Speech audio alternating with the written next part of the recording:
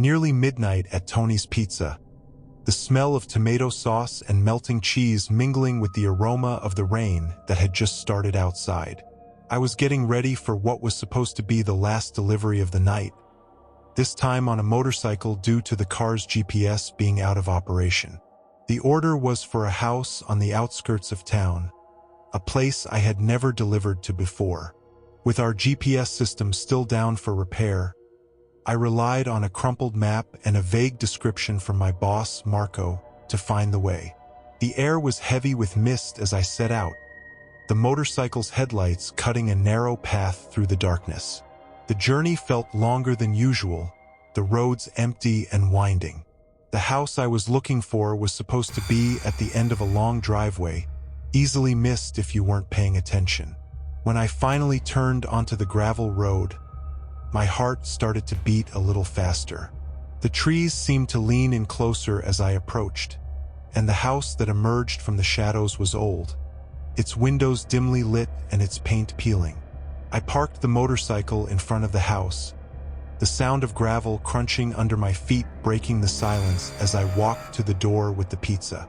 A chill ran down my spine, not from the cold, but from the eerie quiet that enveloped the place. I rang the bell and waited. The door creaked slowly open, revealing a man with a disturbing smile. "You're late," he said in a voice that sent shivers down my spine. I apologized, attributing the delay to the lack of GPS and the remote location. He insisted I come in while he fetched the money, a request that went against my better judgment. But something in his tone made it hard to refuse. The interior of the house was as unsettling as its occupant, adorned with old portraits that seemed to watch me and furniture that looked like it hadn't been touched in years. The air was stale, and a faint, inexplicable odor lingered. As I stood there, waiting, the man, who called himself Arthur, called out for someone named Marcelo, his voice echoing through the empty halls. Then, a giggle, not the joyful kind, but one that made the hairs on the back of my neck stand up. I turned to see another figure at the end of the hallway, just standing there, staring at me. That's when panic set in. Arthur returned, but something in his demeanor had changed. He was almost giddy as he handed me the money, his eyes gleaming in a way that turned my stomach. I muttered a quick thanks and turned to leave, but not before he grabbed my arm with a grip stronger than necessary. "Do visit us again," he said, his voice low and menacing. I didn't need to be told twice. I practically ran back to my motorcycle, the pizza bag forgotten on their table. As I drove away, I could see in the rearview mirror the man and the figure in the hallway, both standing on the porch watching me leave. The ride back to Tony's Pizza was a blur, my mind full of questions about what had just happened. When I arrived, I was visibly shaken, recounting my experience to my colleagues, including Marco, who listened with a mix of disbelief and horror. I swore right then and there never to enter a customer's home again after making a delivery.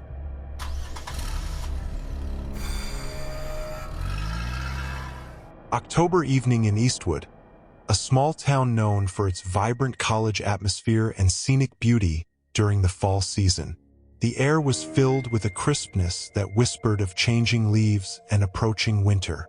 Working as a bicycle delivery person for Speedy Subs at 19 had its moments, especially in Eastwood, where the college crowd meant busy nights and good tips.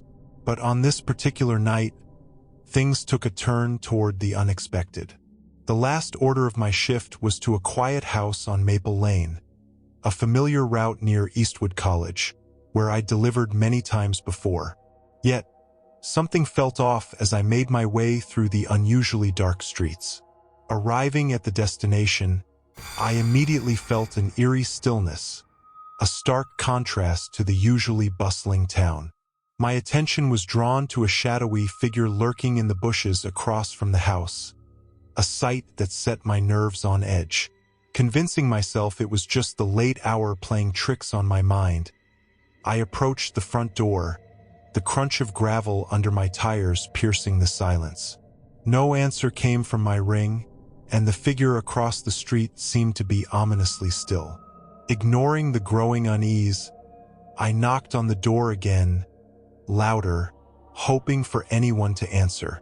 Suddenly, the figure darted towards me, their intentions unclear but unmistakably threatening.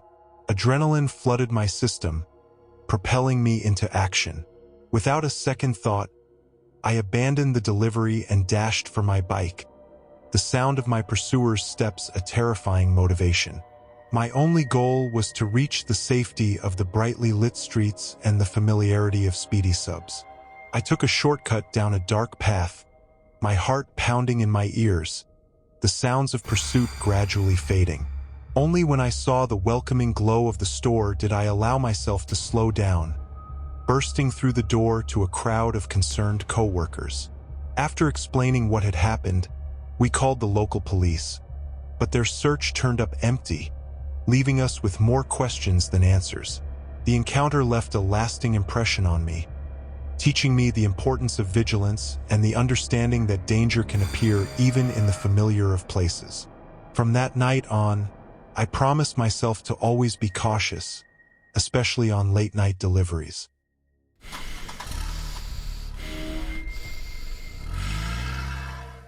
It was supposed to be just another night, the kind where the moon hides behind clouds and the wind whispers secrets through the trees. In Clayton, Georgia, I was navigating through its shadowy, forested outskirts, trying to make ends meet.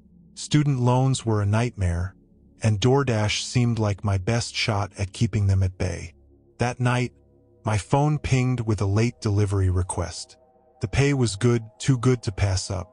Little did I know, it would be a delivery I'd never forget. The order was from a place I knew well, a local cafe that was popular for its late-night menu. The destination, however, was unfamiliar, a remote area on the edge of town. I remember thinking it was odd but shrugged it off. Higher pay for late deliveries was common, after all. I picked up the order, my car filled with the aroma of fresh pastries, and set off into the night, my GPS guiding me to a place far removed from the city's comforting lights. The deeper into the forest I drove, the more my unease grew. Streetlights became scarce, and the houses thinned out until there was nothing but the dark outline of trees against the night sky. When I finally arrived, the house seemed vacant. No lights, no movement, just an eerie stillness. I checked the app to confirm the address and noticed a message from the customer, urging me to leave the food at the door. Something felt off, but I couldn't quite place it. As I approached the front door, my phone buzzed. Another message, "Leave it and go, quickly." My heart skipped a beat. Hastily, I placed the order down, a knot forming in my stomach. Turning to leave, a chill ran down my spine. I noticed my tires, slashed, utterly deflated. Panic set in, but before I could process the situation, shadows moved in the darkness. Masked figures emerged, surrounding me. The air was thick with the smell of fear and the imminent threat they posed. There was no time to think. They were upon me, demanding everything I had. My phone, my wallet, even the car keys were taken.